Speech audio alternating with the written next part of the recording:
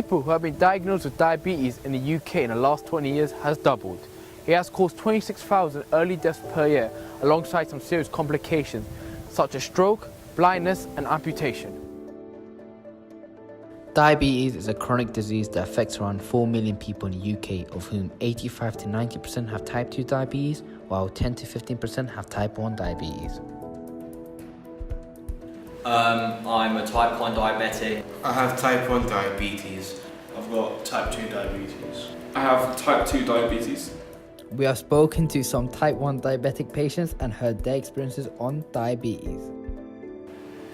Diabetes doesn't really affect my personal life as much, mainly because I get used to living with it now. Like at first it was like a massive change in my life, but after having it for 9 years, you just get used to everything you do. You gotta take your insulin, check your blood levels every few hours. That's the only change in my life, but I still do everything I really enjoy day to day. How does diabetes affect your personal life? It doesn't really affect me. It depends on the type, because type 1 is when you have to inject and when you have your food, and it requires like 30 minutes before your meal. I have to do a finger prick, but also there's a finger in my arm where it allows me to scan with a meter, and it tells you what your blood sugar is, and according to that you can do an injection. What would you say to someone who just discovered they had diabetes? I would say just be careful of what you eat. I would say at first it's a really scary thing, because you just found out you gotta live with this condition for the rest of your life. But my advice to them, don't be too scared, because if you ever feel like you need someone to talk to, you can always phone up a doctor, and then you can ask what you can do to help cope with your diabetes. Always eat healthy, always do exercise. We have now spoken to some type 2 diabetic patients and finding out their experiences on diabetes. How does it affect your diet, and what do you eat, and what do you try to avoid? It doesn't affect me as much as it used to, and I credit that to weight training, so exercise, a healthy Mediterranean diet, and just keeping track of everything. When it did affect your personal life, how did it affect it?